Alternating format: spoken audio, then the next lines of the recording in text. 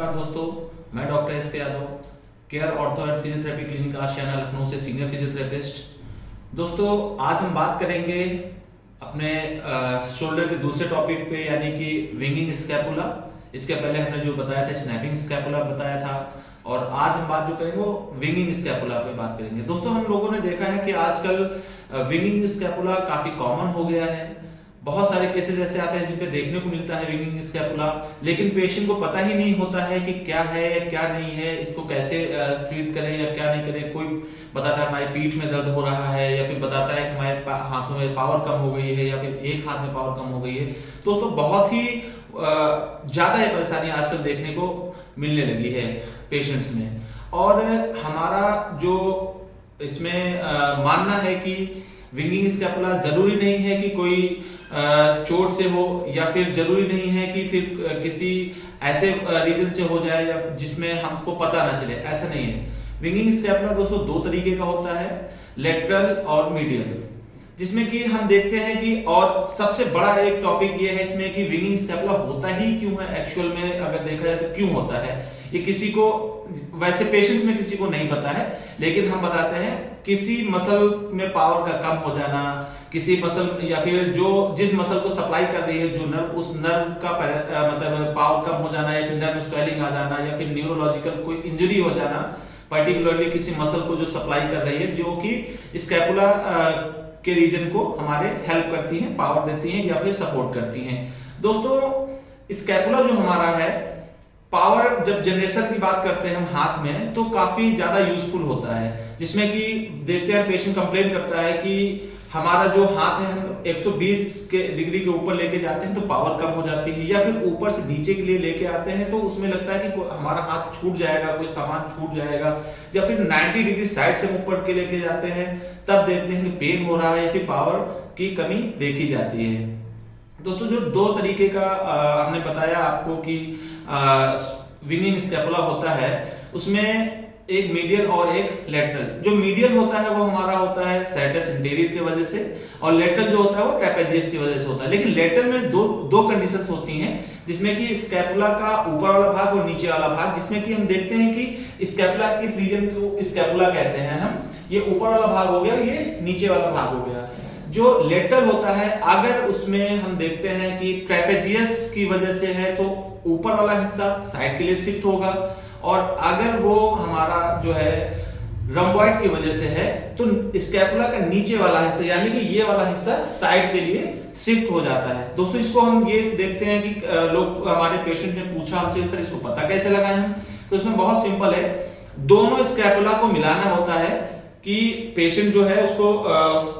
कपड़े हटा के देखना पड़ता है कि पेशेंट का जो एक स्कैपुला जिस तरीके से मूवमेंट कराने में हो रहा है, क्या दूसरा भी वैसा है, कहीं बहुत ज्यादा उभरा हुआ तो नहीं है, कहीं बहुत ज्यादा अंदर दबा हुआ तो नहीं है। ये सारी चीजें हमको देखना पड़ता है और इसी से हम पता लगाते हैं। बाकी फिजिकल टेस्ट और क्लिनिकल टेस्ट ये सारे हम करते हैं, जो कि हम करके बताते हैं, अपने पेशेंट्स को बताते हैं कि हाँ ये आपका है। लेकिन दोस्तों इसमें एक चीज और बहुत ही कॉमन है कि इंजरी होना विंगिंग स्कैपुला के लिए है रिस्पॉन्सिबल है, जिम्मेदार है, और न्यूरोलॉजिकल इंजरी भी होना रिस्पॉन्सिबल है। लेकिन बहुत बार देखा गया है कि डोमिनेंट हैंड, यानी कि जिसका जो हाथ डोमिनेंट हाथ होता है, उस पर ज्यादा वर्क करना, उस पर ज्यादा भारी सामान उससे उठा लेना, या फिर उस पर किसी तरीके का ओवरबर्डन पड़ जाना भी विंगिंग स्कैपुला को बढ़ा देता है, या फिर विंगिंग स्कैपुला होने का कारण होता है। दोस्तों जो 120 डिग्री हम बताते हैं, 120 डिग्री के ऊपर ले जाके उठाते हैं तो हाथ में पावर कम लगती है, और इसी तरीके से जब नीचे लेके आते हैं ऊपर से, उसमें जब नीचे लेके आएंगे तब भी पावर बहुत कम हो जाती है। ये बहुत अच्छे साइन है स्कैपुला, विंगिंग स्कैपुला के। दोस्तों बहुत सारे पेशेंट्स हमसे ये कंप्लेन करते हैं कि सर हमारे पीठ में हल्का हल्का दर्द बना रहता है, और हमारा जो हाथ है कमजोर रहता है, एक हाथ बेसिकली कमजोर रहता है, दोनों नहीं लेकिन एक हाथ हमारा कमजोर रहता है। तो हम जब हमारे पास पेशेंट आता है या फिर कहीं क्लिनिकली पेशेंट जाता है जब हाथ में कमजोरी होती है, तो वैसे भी जो पेशेंट एग्जामिन करता है या हम एग्जामिन करते हैं, बहुत ज्यादा देखा जाता है कि हाथ की ग्रिप देखते हैं हम, ठीक है, कंधे को ऊपर उठवा के देखते हैं, साइड में चला के देखते हैं, और हाथ को अंदर के लिए मोड़ते हैं, बाहर के लिए सीधा करते हैं। लेकिन दोस्तों हम इसमें बहुत ज्यादा देखते हैं कि जो एग्जामिन कर रहे होते हैं बहुत ज्यादा इसमें स्कैपुला को तरजीह नहीं, यानी कि नहीं देते, वैल्यू नहीं देते हैं, उसके तरफ ध्यान नहीं देते। लेकिन बहुत ही प्रमुख कारण होता है विंगिंग स्कैपुला हमारा जो होता है, बहुत प्रमुख कारण होता है पावर का कम हो जाने के लिए। तो दोस्तों हम आज बात करेंगे कि इसको कैसे टेस्ट करें, या फिर इसमें कौन कौन सी मसल होती हैं जो प्रमुख होती हैं, या फिर पूरा ग्रुप कौन सा होता है। दोस्तों इसमें जो हमारा शोल्डर होता है या फिर हमारा स्कैपुला होता है, बहुत सारी मसल्स इसमें मिलकर हेल्प करती हैं, बहुत सारी मसल जो हमारी हैं इसको पावर जनरेट करती है। लेकिन जो मेन मसल होती है हमारी, वो हम बात करें कि सैटस एंटीरियर और रोम्बॉइड और ट्रेपेजियस, इसमें जो हमारा इसमें तीनों में से जो भी मसल हमारी, कोई भी मसल अगर एक कमजोर हो जाती है या फिर पैरालाइज हो जाती है किसी इंजरी की वजह से, किसी न्यूरोलॉजिकल ट्रॉमा की वजह से, या फिर किसी और भी कारण से हो जाता है, कभी कभी चोट वैसे भी लग जाती है, तो दोस्तों इसमें क्या करना चाहिए या क्या नहीं करना चाहिए। सबसे पहले तो हमें ये पता होना चाहिए कि कौन सी मसल इसमें इंजर्ड हुई है, या फिर न्यूरोलॉजिकल है, या फिर मस्कुलर प्रॉब्लम की वजह से है हमारा विंगिंग स्कैपुला। तो दोस्तों इसमें जो टेस्ट होते हैं वो बेसिकली जैसे वॉल प्रेस टेस्ट हो गया, वॉल पे प्रेस करके टेस्ट होता है, यानी कि वॉल को अंदर तरफ दबा के टेस्ट होता है। ये हम आपको अभी बताएंगे, जब भी बताना होगा हम आपको आगे बताएंगे। ये तो हो गया मस्कुलर, इससे मस्कुलर और न्यूरोलॉजिकल दोनों। इसमें हम आपको इसमें भी एक्सप्लेन करेंगे, डिफाइन करेंगे कि डिफरेंशिएट करेंगे कि इसमें भी वॉल प्रेस में न्यूरोलॉजिकल टेस्ट भी आता है कि न्यूरो यानी नस की वजह से विंगिंग स्कैपुला हुआ है या मसल की वजह से हुआ है। और दोस्तों जो हमारा न्यूरोलॉजिकली होता है, सैटस एंटीरियर जो मसल होती है हमारी, उसको यानी कि पैरालाइज हो जाती है, तब भी इसमें बहुत ज्यादा देखने को मिलता है, उभार बहुत ज्यादा देखने को मिलता है। लेकिन एक चीज में देखना ये पड़ता है कि जो हमारा एक मैनुअली टेस्ट करते हैं, जैसे हमारे पास क्लिनिक में पेशेंट आता है तो उसको हम मसल को यानी मैनुअल टेस्ट करके, यानी कि मूवमेंट करा के पता करते हैं कि कैसे करना है। और दूसरा जो होता है फिजियोथेरेपी जो टेस्ट करता है, मसल को पैल्पेट करके टेस्ट करता है कि कौन सी मसल में कितनी गर्थ है, यानी कि कितना ज्यादा उसमें उसकी गर्थ है, मोटी है, मसल पतली है, कहीं से अनबैलेंस तो नहीं लग रही है, पेन कहाँ पे है, टेंडरनेस पॉइंट कौन सा है, ये सारी चीजें हम लोग देखते हैं। और बाकी इसमें एक टेस्ट होता है नर्व कंडक्टेंस टेस्ट होता है, जो कि नर्व से रिलेटेड टेस्ट होता है, इसे मशीन से के द्वारा टेस्ट होता है, तो उससे भी हम पता लगा सकते हैं। तो दोस्तों जो हमारा विंगिंग स्कैपुला की प्रॉब्लम होती है, इसको बहुत ज्यादा परेशान होने की जरूरत नहीं होती है। इसमें 80% कंजर्वेटिव ट्रीटमेंट से ये इसमें रिलीफ मिल जाता है। फिजियोथेरेपी का बहुत अच्छा रोल है, लेकिन देखना पड़ता है कि कौन सी मसल है, किसकी वजह से हमारा स्कैपुला विंगिंग हुआ है, नर्व की वजह से हुआ है या फिर मसल की वजह से हुआ है, तो उसके अकॉर्डिंग हम इसमें ट्रीटमेंट देते हैं। तो दोस्तों आइए हम आपको बताते हैं पहले वॉल प्रेस टेस्ट में कैसे पता लगाएं कि विंगिंग स्कैपुला है या नहीं। तो दोस्तों हम आपको जो बता रहे थे कि वॉल प्रेस टेस्ट कैसे होता है, वो हम आपको परफॉर्म करके बताते हैं कि कैसे होता है और कैसे करना होता है। हालांकि थोड़ा सा सेल्फ इसको असेस करना थोड़ा सा मुश्किल जरूर होगा, क्योंकि लेकिन अगर दोनों स्कैपुला पे पेशेंट के जो साथ में टेस्ट करेगा वो अगर ध्यान देगा तो वो जरूर समझ पाएगा कि विंगिंग स्कैपुला है या नहीं। तो ऐसे सीधे खड़े कर लेना है, दोनों हाथ हमको वॉल पे ऐसे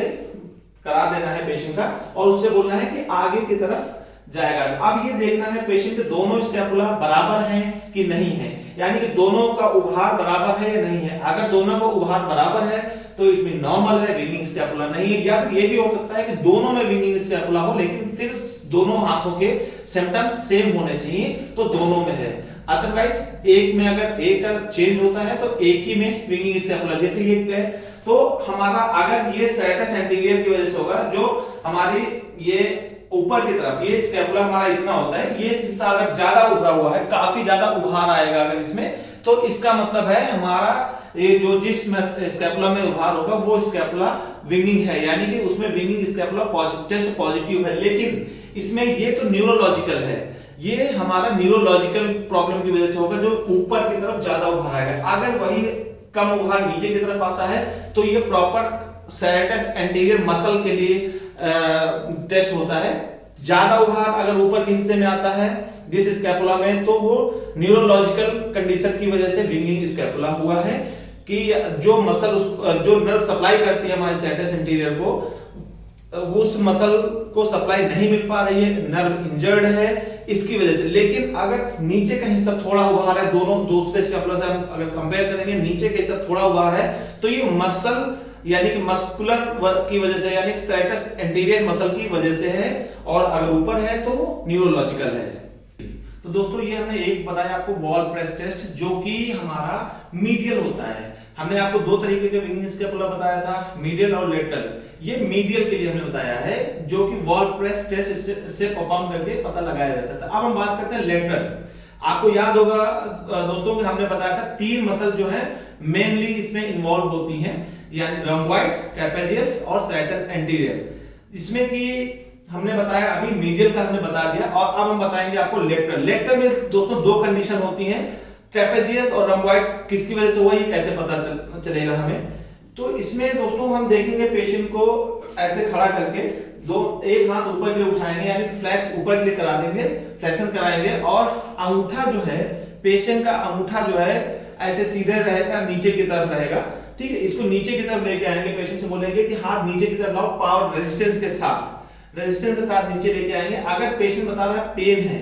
ठीक है, अगर पेशेंट पेन बता रहा है तो भी विंगिंग स्कैपुला के चांसेस होते हैं, लेकिन उसमें शिफ्टिंग हमारा, जैसे ये स्कैपुला हो गया हमारा, ये स्कैपुला है, अगर नीचे की तरफ हाथ लेके जा रहा है पेशेंट, और अपर बॉर्डर यानी कि ये पूरा स्कैपुला, तो ऊपर वाला हिस्सा अगर बाहर की तरफ शिफ्ट हो रहा है, बाहर की तरफ आ रहा है, तो इसका मतलब है कि ट्रेपेजियस मसल उसमें इन्वॉल्व है, यानी कि ट्रेपेजियस मसल में पावर कम है, वीकनेस है, उसकी वजह से हो रहा है। लेकिन अब हम पता करेंगे रॉम्बॉइड में किस तरीके का क्या साइन आएगा, क्या सिम्टम आएंगे। अब देखेंगे रॉम्बॉइड मसल के लिए, तो इसमें हाथ फिर से नीचे की तरफ लाएंगे, अगर ऐसे नीचे की तरफ लेके आएंगे, अगर हमारा लेटरल यानी कि नीचे वाला स्कैपुला का हिस्सा, नीचे लोअर बॉर्डर का स्कैपुला का लेटरल यानी बाहर की तरफ, लेटरली मतलब है कि बाहर की तरफ अगर शिफ्ट हो रहा है, तो इसका मतलब है रॉम्बॉइड मसल की वीकनेस है, या रॉम्बॉइड मसल में पैरालाइज या फिर जो भी कंडीशन उस टाइम पे फिजिकली देख के पता चलेगा, उससे ये पता चल जाएगा। 3 तो दोस्तों हमने आपको इसमें बताया अभी ये जो कंडीशन होती है, लेकिन इसमें एक कंडीशन और होती है, अगर हमारे डेल्टॉइड मसल, डेल्टॉइड बोले तो ये शोल्डर की मसल, इसमें किसी तरीके की मस्कुलर एट्रोफी है, या फिर किसी तरीके की चोट है, किसी तरीके का ट्रॉमा है, तब भी हम विंगिंग स्कैपुला देखने को मिलता है हमें, वो भी लेटरली ही शिफ्ट होता है, इधर की तरफ, बाहर की तरफ शिफ्ट हो जाता है। दोस्तों इसमें जो हमने आपको बताया अभी कि हमारी जो मसल है रॉम्बॉइड मसल है, इसको सप्लाई करते हैं डॉर्सल स्कैपुलर, जो हमारी नर्व होती है वो सप्लाई करती है। उसमें अगर कोई किसी तरीके की इंजरी है, किसी तरीके की चोट है, या फिर कोई अदर न्यूरोलॉजिकल कंडीशन है, तो उसकी वजह से सप्लाई बंद हो जाती है मसल की, रॉम्बॉइड मसल की, उसकी वजह से विंगिंग स्कैपुला देखने को मिलता है। तो दोस्तों इसमें अब बात करें कि क्या क्या परेशान, मतलब क्या क्या ट्रीटमेंट है इसका। तो दोस्तों 80% केसेस में फिजियोथेरेपी से ट्रीटमेंट हो जाता है, सक्सेसफुल है, इसका ट्रीटमेंट हो जाता है। जो 20% केसेस होते हैं उनमें हमारे सर्जन होते हैं, अगर न्यूरोलॉजिकल कंडीशन है की वजह से विंगिंग स्कैपुला हुआ है, तो न्यूरो फिजिशियन या न्यूरो सर्जन जो मेडिसिन प्रेस्क्राइब करते हैं, एंटी इन्फ्लेमेटरी, एंटी पेनकिलर या फिर जो भी प्रेस्क्राइब करते हैं वो लिया जाता है। अगर मस्कुलर या फिर और किसी कंडीशन है तो हमारे ऑर्थोपेडिक जो डॉक्टर होते हैं वो मेडिसिन प्रेस्क्राइब करते हैं, एंटी इन्फ्लेमेटरी मेडिसिन या फिर पेन किलर, जो भी प्रेस्क्राइब वो जरूरी समझते हैं वो पेशेंट को बताते हैं कि ये आपको लेना है। और जो 10% या 5% केसेस होते हैं उनमें ही सर्जरी की जरूरत पड़ती है, बाकी बहुत कम ऐसा देखा गया है कि सर्जरी की जरूरत पड़े तो सर्जरी ही कराना पड़े। लेकिन दोस्तों उसके बाद भी फिजियोथेरेपी का बहुत अच्छा रोल होता है। बहुत सारे पेशेंट्स को हमने देखा कि सर्जरी तो उन्होंने करा लिया, लेकिन फिजिकली एक्टिव नहीं है, फिजिकली मूवमेंट नहीं है, तो फिर से उनके मूवमेंट रिस्ट्रिक्ट होने लगते हैं, तो फिर वो परेशान होने लगते हैं कि सर हम कैसे करें या फिर क्या करें। तो इसमें परेशान होने की कोई जरूरत नहीं है दोस्तों। ये हमने आपको बताया कि विंगिंग स्कैपुला की कंडीशन क्या है और विंगिंग स्कैपुला कैसे पता लगाते हैं, क्या क्या तरीके होते हैं। एक उसमें प्रमुख कारण ये भी है कि पेशेंट ये भी बताता है कि चोट हमें नहीं लगी सर, किसी तरीके की चोट नहीं लगी है हमारे, लेकिन हम उनको बता दें आइडियोपैथिक जो बोलते हैं जिसको, यानी कि जो डोमिनेंट हैंड है, ओवर यूज मसल का, किसी भी तरीके का ओवर यूज मसल का जो होता है उसकी वजह से भी विंगिंग स्कैपुला होता है। हमने देखा है बच्चों में भी विंगिंग स्कैपुला के केसेस हमको देखने को मिले हैं। जो उसका रिस्पॉन्सिबल है जो स्कूल बैग होते हैं, भारी स्कूल बैग होते हैं, उसकी वजह से भी विंगिंग स्कैपुला हो जाता है। तो पेरेंट्स परेशान रहते हैं कि सर कहीं बच्चा गिरा भी नहीं, कोई चोट भी नहीं लगी तो ये कैसे होगा, क्या सही होगा कि नहीं होगा। दोस्तों किसी भी मसल का ओवर यूज होना हमारे विंगिंग शोल्डर कॉम्प्लेक्स की या फिर स्कैपुलर हेल्प वाली जो मसल होती हैं उसका ओवर यूज होना भी विंगिंग स्कैपुला को बढ़ावा देता है, दावत देता है। तो थोड़ा सा हमने आपको अवेयर किया है, इन सब चीजों को देखें, बचें और फिजिकल सेल्फ एग्जामिन करें, क्योंकि आजकल बहुत सारे केसेस देखने को मिले हैं, बहुत ही कॉमन हो गया है ये। तो और नेक्स्ट वीडियो में जो आपको बताएंगे कौन सी कंडीशन के लिए कौन सी एक्सरसाइज करनी है, कौन से प्रिकॉशन लेने हैं, किन किन सी चीजों को क्या ध्यान रखना होता है। बने रहिए हमारे साथ, देखते रहिए हमारे वीडियोस। नमस्कार।